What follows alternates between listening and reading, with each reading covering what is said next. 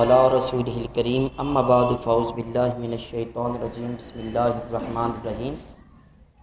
یا ایھا الناس لا تأکلوا اموالکم بینکم بالباطل صدق اللہ العظیم باوز بلند درود پاک الصلاۃ والسلام علیکہ سیدی یا رسول اللہ الصلاۃ والسلام علیکہ سیدی یا حبیب اللہ الصلاۃ والسلام علیکہ سیدی یا نبی اللہ وعلی آلکہ و اصحابکہ سیدی یا محبوب اللہ تنم فرسود جاں پاراز ہجراں یا رسول اللہ دلم پہ مردہ آواراز اسیاں یا رسول اللہ ذکر دخیش حیرانم سیاہ شد روز اسیانم پشیمانم پشیمانم پشیمان یا رسول اللہ چون بازو شفاعت را کشائی بر گناہ گارم مکن محروم جامی را در آجا یا رسول اللہ چون سوے من گزر آری من مسکین ناداری فدائے نقش نالینت کنم جاں یا رسول اللہ فدائے نقش نالینت کنم جاں یا رسول اللہ فدائے نقش نالینت کنم جاں یا رسول اللہ گناہ گارم سیاہ کارم شفاعت یا رسول اللہ خراب و خستہ و خارم شفاعت یا رسول اللہ تو غنی از ہر دو عالم مم فقیر روز محشر عذر ہائے مم پذیر گر تمی بینی حسابم ناگزیر از نگاہ مصطفیٰ پنہا بگیر میری زندگی کا مقصد تیرے دین کی سرفرازی میں اسی لیے مسلمان میں اسی لیے نمازی میرے نہایت واجب الاحترام عزیز بزرگوں دوستو سلسلہ احکام تجارت میں آج انتہائی اہم ترین موضوع آپ کے سامنے عرض کرنے جا رہا ہوں۔ اس میں سب سے پہلے بولی کے اوپر بولی لگانا، پھر ایک اصطلاح استعمال ہوتی ہے نجش، جس کا معنی مفہوم اور اس کی صورتیں ذکر کریں گے، پھر ایک کاروبار کے اندر دھوکہ دیا جاتا ہے، بغیر عیب کی چیز بیچی جاتی ہے، اس کے بارے میں اسلام کیا کہتا ہے، پھر کس حد تک جو بائر ہے خریدنے والا ہے اس کو کس حد تک اسلام نے اختیار دیا چیز کو واپس کرنے کا، وہ تمام جو اختیارات ہیں اس کی جو آپشنز ہیں وہ آپ کے سامنے عرض کروں گا، اور پھر اگر وقت ملا تو ساتھ حرام چیزوں کی خرید و فروخت کے بارے میں اسلام کا کیا موقف ہے وہ آپ کے سامنے عرض کروں گا۔ اللہ تعالیٰ کی بارگاہ میں دعا ہے اللہ تعالیٰ سنا کے عمل کر کے آگے پہنچانے کی توفیق عطا فرمائے۔ عزیز سامعین محترم، حضرت ابو ہریرہ رضی اللہ تعالیٰ عنہ سے مروی ہے کہ حضور صلی اللہ علیہ وآلہ وسلم نے ایک حدیث شریف نے چند ایک کاروبار کے حوالے سے وہ باتیں ارشاد فرمائیں۔ فرمایا کہ لا یتلک رکبان لبیع، جو قافلے گاؤں سے غلہ وغیرہ گندم چاول وغیرہ لے کے شہر کی طرف آتے ہیں، ان سے آگے جا کے مل کر کے خرید و فروخت نہ کی جائے۔ یہ آج اکثر ہوتا ہے کہ منڈی میں پہنچنے سے پہلے ہی جو ڈیلر ہیں بڑے بڑے وہ جا کے گاؤں سے ہی یا منڈی میں آنے سے پہلے ہی رستے چوک بازار میں کہیں کھڑے ہو جاتے ہیں اور ان سے وہ خرید لیتے ہیں۔ اس کے بارے میں پہلے وضاحت کر بھی دی ہے، کیونکہ اس طرح جو شہری لوگ ہیں دیہات کے لوگ ہیں جب وہ گاؤں سے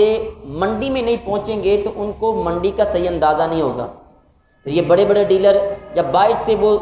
اٹھا لیں گے گندم ان سے تو ساری گندم اکٹھی کر کے یہاں پہ آ کے منوپلی اجارہ داری ہو جائے گی، اپنی من مرضی کا یہ ریٹ لگائیں گے، اور پھر جو دیہاتی ہے ہو سکتا ہے کہ اس کو زیادہ پیسے ملے منڈی میں آ کے، اس طرح منڈی کا ریٹ اس کے سامنے واضح نہیں ہوتا، اور اس طرح وہ جو دیہاتی ہے بعض دفعہ وہ گھاٹے میں رہتا ہے اور جو اس کو منافع آنا تھا وہ نہیں ملتا ہے۔ اور دوسرا اس کا نقصان یہ جو ڈیلر بڑے خرید لیتے ہیں تو وہ منڈی میں اپنی من مانی قیمت لگاتے ہیں، تو اسلام نے اس سے منع کیا ہے۔ پھر فرمایا وَلَا يَبِعْ بَعْضُكُمْ عَلَىٰ بَيْعِ بَعْضٍ، کہ ایک دوسرے کی جو بارگیننگ ہو رہی ہو، سودا ہو رہا ہو، اس کے اوپر جا کے سودا نہ کرو۔ اس کی وضاحت کرتے ہیں وَلَا تَنَاجَشُوا، اور نجش دھوکہ بھی نہ کرو، وَلَا يَبِعْ حَاضِرٌ لِبَادٍ، اور کوئی شہری وہ دیہاتی کا سودا اس کے بدلے میں جا کے منڈی میں نہ بیچو، وہ خود آ کے بہتاؤ کرے۔ پھر فرمایا ولا تسر الابل والغنم، اور اونٹنی یا بکری کو ایک دو وقت کے لیے دودھ نہ دھونا، اس کا دودھ نہ نکالنا، نکال کے دودھ روک کے، یعنی کہ دودھ نہ نکالنا روک کے پھر اس کو فروخت نہ کیا جائے، اس کو روکا نہ جائے۔ فمن ابتاعها بعد ذلك فهو بخير الناظرين بعد ان يحلبها ان رضيها امسكها وان سخطها ردها وساعا من تمر۔ اگر کوئی بندہ کسی سے اونٹنی یا بکری یا کوئی گائے وغیرہ خریدے، اس بندے نے 2-3 وقت کا دودھ نہ نکالا ہو، ظاہر اس کی کھیری بڑھ جائے گی، اور یہ عام ہوتا ہے۔ جتنے بھی یہ ہیں ڈیلر حضرات، دلال حضرات ہیں، ان سے جا کے پوچھ لیں، وہ کہتے ہیں دھوکہ ہی ایسے ہو رہا ہے، 2-3 وقت کا دودھ روک لیتے ہیں، منڈی میں لے آتے ہیں، کھیری ماشاءاللہ اتنی بڑی ہوتی ہے، دودھ بہت زیادہ، ایک وقت کا 12 گڑویاں دے دیتی ہے۔ جب 2 وقت کا دودھ دیتی ہے، تیسرے وقت جا کے پتہ چلتا ہے یہ تو 2 گڑوی سے بڑھ ہی نہیں رہی ہے۔ اگر کوئی بندہ اس طرح دھوکہ دے تو حضور علیہ الصلوۃ والسلام نے فرمایا کہ وہ جا کے اس کو واپس کر دے، اگر تو اس کو پسند ہے تو رکھ لے، نہیں پسند تو جا کے واپس کر دے، اور ساتھ 1 سا یعنی تقریباً 4.5 کلو کھجوریں بھی اس کو دے دے۔ اب جو یہاں پہ مسئلے ہم نے ڈسکس کرنے ہیں وہ ہے صوم علی صوم الغیر اور نجش۔ صوم علی صوم الغیر کا مطلب ہے کہ کسی دوسرے کے سودے کے اوپر جا کے سودا کرنا، یعنی کوئی بارگیننگ آپس میں 2 بندے کر رہے ہیں، تیسرا بندہ آ کے درمیان میں وہ انٹر ہو، انٹرفیئر کرے اور وہ ان کے درمیان سودے کو خراب کرے۔ اس کی صورتیں کیا بنتی ہیں؟ ایک صورت اس کی یہ ہے کہ 2 بندے آپس میں باؤ تاؤ کر رہے ہیں، کوئی چیز خرید رہے ہیں، تیسرا بندہ آ کے کہتا ہے جی نہیں آپ اس کو اتنے کی بیچ رہے ہیں، میں اتنے کی خریدتا ہوں، حالانکہ اس کی نیت خریدنے کی نہیں ہے۔ مثلا یہ موبائل ہے، میں ایک بندے سے خرید رہا ہوں، میری اس کے ساتھ سودا طے ہوا کہ یہ 10,000 روپے کا ہے، تیسرا بندہ آتا ہے کہتا ہے میں اس کے 12,000 دیتا ہوں، حالانکہ اس کی نیت خریدنے کی نہیں ہے۔ اسلام نے اس سے منع کیا ہے، اس کو ہے صوم علی صوم الغیر، دوسرے کے سودے کے اوپر سودا کرنا، اس کو اسلام نے حرام قرار دیا۔ یعنی یہ تو ایک تو جو کنٹریکٹ ہے اس کو خراب کر رہا ہے، نفرتیں پھیلا رکھا ہے، اور یہ چیز جائز نہیں ہے۔ پھر اس کے علاوہ حدیث شریف میں ایک اور لفظ استعمال ہوا ہے، وہ یہ ہے کہ صوم علی صوم اخیہ، اپنے بھائی کے سودے کے اوپر سودا کرنا۔ دونوں کے درمیان علماء نے، فقہاء نے فرق یہ بیان کیا ہے کہ پہلی صورت میں صوم علی صوم الغیر میں یہ ہے کہ ابھی سودا مکمل نہیں ہوا، ابھی ان کی بارگیننگ آپس میں ہو رہی ہے، تو تیسرا بندہ آ کے درمیان میں وہ سودا کرنا شروع کر دے، اس کو کہتے ہیں صوم علی صوم الغیر۔ دوسری صورت یہ ہے کہ 2 بندوں کا سودا مکمل ہو چکا ہے، میں نے یہ موبائل 10,000 کا خرید لیا ہے، ابھی میرا وہ کانٹریکٹ مکمل ہوا ہے، سودا مکمل ہے، بارگیننگ میری مکمل ہو چکی ہے، تھرڈ پرسن آئے اور آ کے کہے جی میں یہ اتنے کا خریدتا ہوں، سودا مکمل ہونے کے بعد وہ جو اس طرح انٹرفیئر کرتا ہے، اس کو کہتے ہیں صوم علی صوم اخیہ، اپنے بھائی کے سودے کے اوپر سودا کرنا، بولی لگانا، اس کو شریعت نے ناجائز قرار دیا ہے۔ دیکھیں اسلام کتنا پیارا یہ مذہب ہے، 2 بندے آپس میں بارگیننگ کر رہے ہوں تو تیسرا بندہ درمیان میں مخل نہ ہو، خلل نہ ڈالے، وہ اپنی سوچ سمجھ کے مطابق وہ باؤ تاؤ کرے، بارگیننگ کرے، جب ان کا سودا مکمل ہو جائے تو بعد میں وہ اس سے آگے خرید لے۔ اگر ان کا سودا نہیں طے ہوا ہے، چیز نہیں اس نے خریدی یا اس نے بیچی نہیں ہے، تو تیسرا بندہ اپنا اس کے ساتھ باؤ تاؤ کر سکتا ہے، جب تک وہ 2 کر رکھیں تیسرا بندہ یہاں پہ نہ آئے، اس سے نفرتیں پیدا ہوتی ہیں۔ اب مارکیٹ کے اندر میں اس کی اور صورتیں بھی آپ کے سامنے عرض کرتا ہوں کہ بعض دفعہ ایسا ہوتا ہے کہ 2 بندے آپس میں کوئی چیز خرید رہے ہیں، تیسرا بندہ آ کے کہتا ہے جی یہ چیز، یہ موبائل ہے مثال کے طور پہ 10,000 روپے کا ہے، ایک بندہ آتا ہے تیسرا، وہ آ کے کہتا ہے جی یہ موبائل میں 8,000 کا دیتا ہوں، یہ بھی ناجائز ہے۔ اب اس نے اپنی چیز کا ریٹ 8,000 بتا دیا جو کہ 10,000 میں سودا ہو رہا تھا، اور مطلب یہ تھا کہ اس بندے کو نقصان پہنچانا چاہتا ہے، بیچنے والے کو ریٹ خراب کرنا چاہتا ہے۔ ہم یہ شروع سے سنتے آ رہے ہیں بچپن سے کہ اسلام کمپلیٹ کوڈ آف کنڈکٹ ہے، مکمل ضابطہ حیات ہے، ایون کہ ہر چیز کو اسلام ڈسکس کرتا ہے، ہم نے کبھی غور ہی نہیں کیا کہ منڈی کے معاملات کو کس حد تک اسلام جا کے ڈسکس کرتا ہے۔ اب یہ عام سی چیز ہے، دو بندے سودا کر رہے، تیسرا کے کہتا جی میں کم قیمت پہ دیتا ہوں، اسلام اس کی اجازت نہیں دیتا، کیونکہ ان دونوں کا پہلے ریٹ طے ہو لینے دو، وہ خرید لیں، سودا مکمل ہو جائے، بنے نہ بنے، بعد میں تیسرا بندہ انٹر ہو۔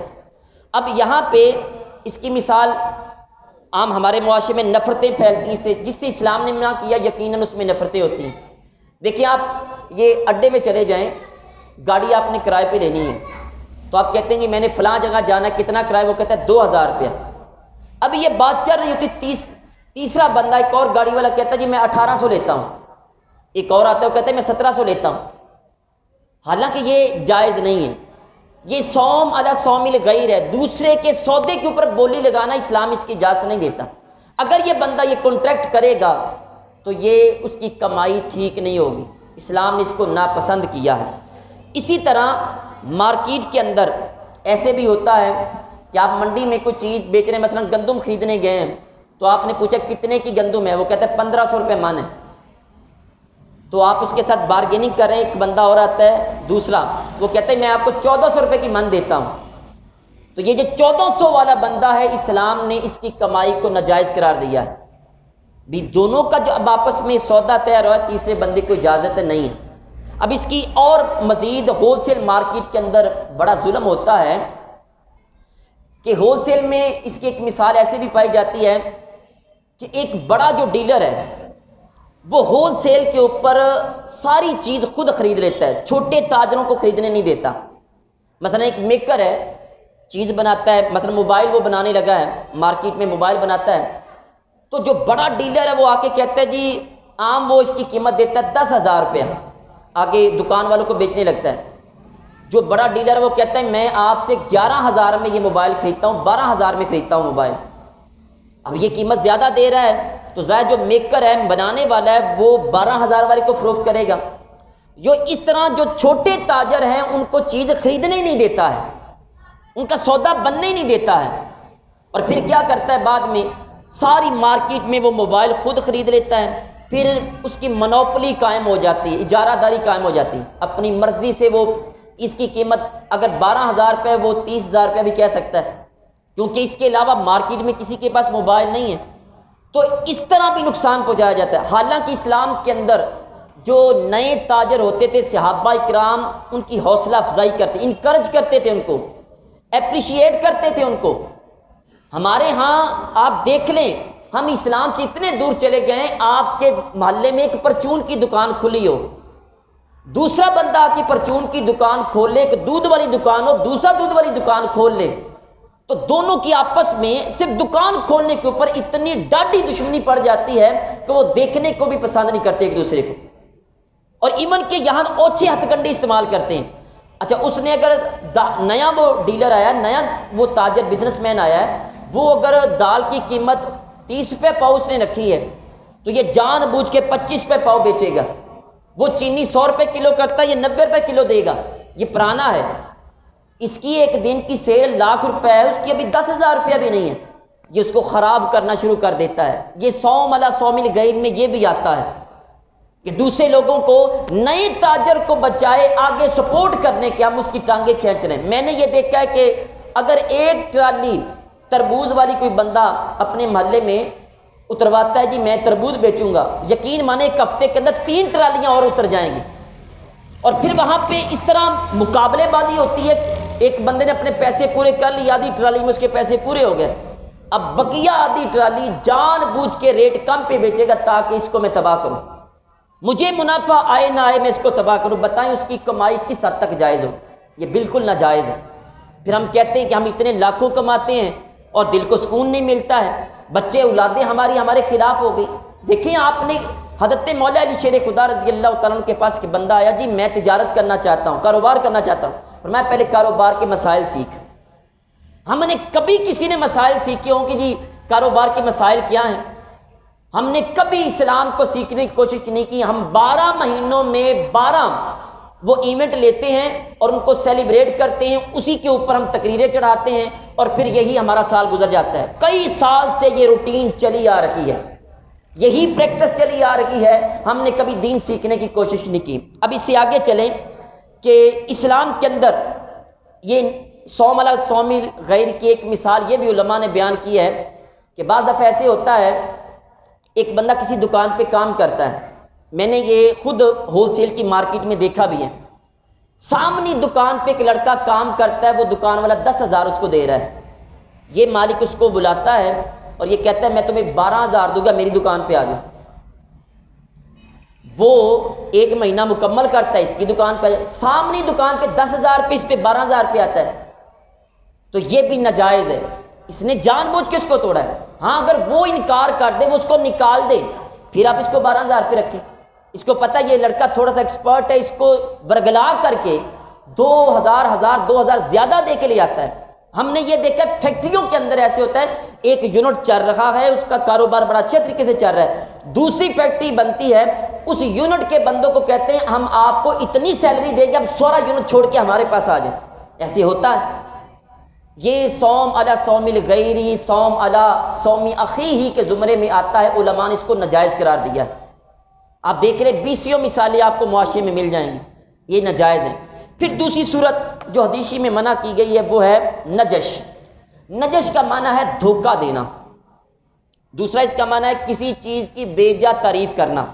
اب دیکھیں حیران ہوں گے کہ کس حد تک اسلام نے معاشرے کی اصلاح کی ہے،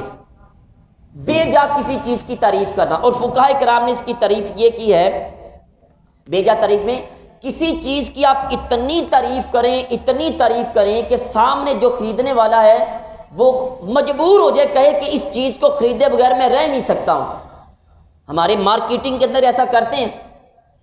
جو دکاندار اتنی تعریفیں بیان کر دیتے ہیں، گاہک بیچارہ جو وہ کہتے ہیں شاید اس کے بغیر میرا گزارا ہی نہیں ہوگا۔ بے جا تعریف کرنا کسی چیز، یہ موبائل ہے، اس کی جو اسپیسیفکیشن میں ذکر کروں اس کو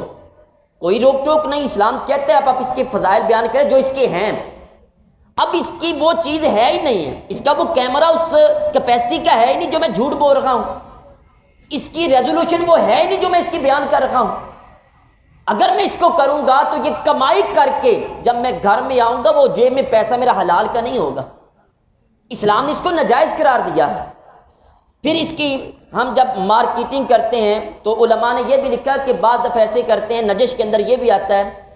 کہ بعض دکاندار جو کمپنی ہے وہ قیمت بہت زیادہ بڑھا دیتے ہیں، چیز وہ 50-100 کی ہوتی ہے لیکن اس کی تعریفیں کر کے مارکیٹنگ کر کے اتنی زیادہ اس کی قیمت بڑھا دیتے ہیں، عام سادہ لوگ جو گاہک ہوتا ہے وہ کہتا ہے نہیں یار یہ تو برانڈ ہے تو اس کی چیز تو ضرور خریدنی چاہیے، وہ دھوکے میں آ جاتا ہے، یار انہوں نے اتنی قیمت رکھی ہے تو ظاہر ہے یہ چیز بھی بڑی اعلیٰ ہوگی، حالانکہ وہ ہوتی نہیں ہے، یہ بھی نجش اور دھوکے میں آتا ہے۔ اور ہمارے ہاں مارکیٹنگ کے اندر جو ظلم کیا جاتا ہے، مارکیٹنگ کے اوپر میں نے پورا لیکچر دیا ہے ایک جمعے کے اوپر، ہمارے ہاں مارکیٹنگ میں یہ کیا جاتا ہے کہ نیم برہنہ خواتین کو نمائش کے لیے ہم چینلز کے اوپر لے آئے ہیں، آپ جتنی بھی ایڈورٹائزمنٹس دیکھیں، مشہوریاں دیکھیں، ان کے اندر نیم برہنہ لڑکیاں ہمارے سامنے آ کے چیز کو پیش کر رکھی ہیں، ہر طرف بے حیائی کا طوفان برپا ہے۔ آپ موبائل کی مشہوریاں دیکھ لیں، لڑکیاں پیش کر رکھی ہیں، آپ ایون کے کریموں کی مشہوریاں دیکھیں، موٹر سائیکل کی دیکھیں، صابن بنانے کی دیکھیں، کسی بھی چیز کی دیکھیں، ساری کی ساری رمضان المبارک آ رہا ہے، یہاں جتنے مشروبات ہوں گے، جتنی چیزیں ہوگی، ساری کی ساری لڑکیاں وہ پیش کر رکھی۔ بتائیں کیا جواب دیں گے اللہ کی بارگاہ میں جا کے؟ بڑے بڑے یہ ڈیلر جو ہیں اپنی چیز بیچنے کے لیے انہوں نے اپنی ہی ماؤں بہنوں کو لا کے شو پیس بنا کے پیش کر دیا۔ اللہ تبارک و تعالیٰ کی بنائی ہوئی صنف نازک کو تم نے نیم برہنہ کر کے کھڑا کر دیا تاکہ ہماری چیز بک جائے۔ ایسی مارکیٹنگ بالکل ناجائز ہے۔ اور پھر یہاں ایسی جو بے جا مارکیٹنگ ہے، جو دھوکہ دے کے بے جا تعریف کر کے چیز بیچی جاتی ہے، اس کے اوپر جو پیسہ خرچ کیا جاتا ہے، دیکھیں اسلام نے منع کیوں کیا ہے؟ منع اس لیے بھی کیا ہے، ایک بندہ موبائل جب بناتا ہے، یہ اس کی قیمت 10,000 روپیہ ہے، اور اس کی مارکیٹنگ کے اوپر، اشتہارات کے اوپر، مشہوریوں کے اوپر وہ 1 کروڑ روپیہ خرچ کر دیتا ہے۔ بتائیں وہ 1 کروڑ روپیہ اس نے اپنی جیب سے پے کرنا، یہ اس موبائل میں شامل کرے گا، اس موبائل میں شامل کرے گا۔ یہ اس کی قیمت 10,000 روپیہ ہے، 10,000 وہ نہیں لے گا، وہ 15,000 کرے گا، کیونکہ اس نے مارکیٹنگ کے پیسے بھی اس میں شامل کرنے۔ تو بیجا تعریف کر کے جو پیسہ وہ خرچ کرتا ہے، انویسٹ کرتا ہے، وہ بھی عام طور پہ گاہکوں کی جیب سے نکالا جاتا ہے۔ اس لیے اسلام نے ایسی تعریف کرنے سے منع کیا ہے۔ اور عزیز سامعین محترم، بیجا تعریف کرنا، مارکیٹنگ ایسی کرنا جس میں دھوکہ ہو، میرے کریم آقا صلی اللہ علیہ وسلم کا ایک ارشاد ہے، حضرت عبداللہ بن ابی اوفا فرماتے ہیں حضور علیہ السلام نے فرمایا ناجش یعنی دھوکہ دینے والا، یہ جو ساری میں نے گفتگو کی ہے، ناجش دراصل سود خور ہے، سود کھانے والا ہے، کیونکہ وہ جو ایکسٹرا پیسہ کما رہا ہے وہ چیز کا ہے ہی نہیں۔ دیکھیں اس کی ریئل قیمت ہے 10,000 روپیہ، اور میں اس کی قیمت جھوٹ بول کے بیجا تعریف کر کے 15,000 کما رہا ہوں، حالانکہ 10,000 میں مجھے اچھا خاصا منافع آ رہا ہے۔ تو یہ جو 5,000 اس سے یہ اوپر لیا، یہ کسی کا عوض نہیں ہے۔ اور سود میں بھی ایسا ہوتا ہے، بندہ کسی کو 1,000 روپیہ دے اور اس سے 1,100 روپیہ واپس لے، 100 روپیہ کسی کا عوض نہیں ہے، 1,000 کے بدلے میں 1,000 آ گیا، اور اوپر جو 100 روپیہ اس نے کمایا ہے یہ سود ہے۔ تو اسلام نے ناجش کو جو دھوکہ دے کے، فراڈ کر کے یا بیجا تعریف کر کے جو لوگوں سے پیسہ کماتا ہے، اوپر والے پیسے کو سود میں شمار کیا ہے۔ اور سود کے بارے میں آپ نے سن رکھا ہوگا، میں نے یہاں پورا مکمل 2 جمعے یہاں لیکچر دیے ہیں۔ تو حضور علیہ السلام کی ایک روایت فرمایا کہ سود کے 72 درجے ہیں، اس میں سب سے ادنا درجہ یہ ہے کوئی بندہ اپنی سگی ماں کے ساتھ نکاح کر کے پھر اس کے ساتھ منہ کالا کرے۔ آج ہمارے کاروباری لوگ دیکھتے ہی نہیں ہیں، پریشانیاں ہیں، رشتہ داریاں ٹوٹ رہی ہیں، خون سفید نہیں ہوئے، خون سرخ ہی ہیں، ہمارے معاملات سفید ہو چکے ہیں، ہم نے کبھی جیب کی طرف دھیان ہی نہیں دیا ہے۔ ہر بندہ دوسرے بندے کو دھوکہ دینے کے لیے تیار ہے۔ مجھے بتائیں، میں نے کئی مرتبہ عرض کیا، سامنے رکھا ہوا کھانا حرام کی کمائی کا ہو، میں جتنی مرضی وہاں پہ آیات پڑھ لوں، جتنے مرضی کل ساتے 40ویں کروا لوں، جب میری کمائی حرام کی پھر کیا فائدہ ملے گا؟ ہم نے کبھی غور ہی نہیں کیا۔ حلال کی کمائی نہیں ہے تو دل کو سکون نہیں ملتا ہے، عبادات بھی قبول نہیں ہوتی ہیں۔ رشوت بازاری، چور بازاری کا بازار یہاں پہ گرم ہے، ہم نے کبھی سوچا ہی نہیں ہے۔ پھر عزیز سامعین محترم، میرے کریم آقا صلی اللہ علیہ وآلہ وسلم نے جہاں تاجر کو یہ اعزاز دیا، فرمایا کہ مرنے کے بعد تاجر کا جو ساتھ ہے وہ نبیوں کے ساتھ ہوگا۔ یار کتنی کمال کی بات ہے، ایک بندہ دکان چلائے، پرچون کی دکان چلا رہا ہے، یا اس نے چھاپڑی لگا کے وہ کوئی سبزی فروخت کر رہا ہے، اور جب مرے تو یہاں کے یعنی اس دور کے بڑے بڑے علماء، فقہا، مفتی، پیر بڑے بڑے دیکھیں، یار یہ بندہ تو چھاپڑی لگاتا تھا، یہ تو نبی علیہ السلام کے ساتھ محل میں موجود ہے۔ ایک تاجر کو اتنا بڑا مقام دیا ہے، کیوں دیا ہے؟ کہ وہ لوگوں کو دھوکہ نہیں دیتا، فراڈ نہیں کرتا، 2 نمبری نہیں کرتا ہے۔ اور دوسری طرف جو نجش کرتے ہیں، جو دھوکہ کرتے ہیں، فراڈ کرتے ہیں، انہی تاجروں کے بارے میں فرمایا کہ تاجر قیامت کے دن فاسق اور فاجر کی حیثیت سے اٹھایا جائے گا۔ ایک طرف سرکاری ملازم ہے، وہ رشوتوں پہ لگے ہوئے ہیں، دوسری طرف تاجر ہے، وہ دھوکے دہی کے اوپر لگا ہوا ہے۔ بتائیں پھر سکون کہاں سے آئے گا؟ یہ قتل، یہ شرابیں، یہ جوے، یہ چوریاں، یہ قتل، یہ کہاں سے ہو رکھے ہیں؟ وجہ یہ ہے کہ ہمارے ہاں جو ہمارا لقمہ حلال کا نہیں ہے۔ عزیز سامعین محترم، اس کو دیکھنا چاہیے۔ اس سے آگے چلیں، دوسری روایت میں حضور صلی اللہ علیہ وآلہ وسلم نے فرمایا کہ حضرت واصلہ بن اسقا سے مروی ہے کہ عیب والی چیز کو بندہ عیب بتائے بغیر فروخت کر دے، اس کے اوپر اسلام کیا کہتا ہے؟ ذرا دل کے کانوں سے اس حدیث کا پہلے ترجمہ سنیں۔ حضور علیہ السلام نے فرمایا من باع عیبا لم یبینہ لم یزل فی مقت اللہ ولم تزل الملائکۃ تلعنہ۔ فرمایا جو شخص کوئی عیب والی چیز بیچے اور اس کا عیب بیان نہ کرے، چیز کے اندر کوئی نہ کوئی خرابی تھی، وہ خرابی والی چیز بیچ دے اور اس کو بیان نہ کرے، اس کے اوپر 2 طرح کا عذاب ہے۔ فرمایا کہ لم یزل فی مقت اللہ، وہ بندہ ہمیشہ اللہ کی ناراضگی میں رہے گا، اللہ اس سے راضی نہیں رہے گا۔ اور بھائی آپ نے تو موبائل وہ بیچ دیا کسی کو، دکاندار کو، یا دکاندار نے کسی گاہک کو بیچ دیا 2 نمبر موبائل، بتایا نہیں ہے، ادھر سے تو نے اس سے 10,000 کما کے اپنی جیب میں ڈالا، ادھر تیرا مالک تجھ سے ناراض ہو گیا، کس منہ سے سجدہ کرنے جا رکھے ہو؟ مالک تو راضی نہیں ہے تم سے۔ اور دوسرا عذاب کیا ہے؟ فرمایا وَلَمْ تَزَلِ الْمَلَائِكَةُ تَلْعَنُهُ، اللہ کے فرشتے اس کے اوپر لعنت بھیجتے رہتے ہیں۔ لعنت کے بارے میں پچھلے کوئی 8-10 منٹ کا لیکچر میرا موجود ہے۔ لعنت کا مطلب ہے اللہ کی رحمت سے دور ہو جائے بندہ، اور یار لعنت تو جانوروں پہ بھیجنے کی اسلام نے اجازت نہیں دی ہے۔ کریم آقا صلی اللہ علیہ وآلہ وسلم سوائے چند ایک جگہوں کے کسی کے اوپر لعنت نہیں بھیجی ہے۔ یہ اتنا بڑا یہ ظلم ہے، زمین آسمان اس کو قبول ہی نہیں کرتا ہے، دائیں بائیں کوئی چیز قبول نہیں کرتی۔ یا تو اس بندے کے اوپر لعنت ہوتی ہے جس کے اوپر بھیجی جائے گا، مستحق ہو نہ ہو تو بھیجنے والے کے اوپر لعنت آ جاتی۔ لعنت کا مطلب اللہ کی رحمت سے دور، اور اللہ کی رحمت سے دور کرنے کے لیے کوئی عام لوگ نہیں، فرشتے جو معصومانہ الخطا ہیں دن رات کہتے ہیں مالک اس کے اوپر لعنت نازل کر۔ اس بندے نے عیب والی چیز کو بیچا اور بتایا بھی نہیں ہے۔ میرے کریم آقا صلی اللہ علیہ وآلہ وسلم فرماتے کہ لا درر ولا درارا، نہ تو دھوکہ دو کسی کو، نہ کسی سے دھوکہ کھاؤ۔ اب معاملات کرنے جا رہے ہیں، غور سے کریں۔ صحابہ کرام منڈی میں جاتے، بازار میں، مارکیٹ میں جاتے تو پوری سمجھداری کے ساتھ جاتے، صوفی بن کے نہیں جاتے تھے۔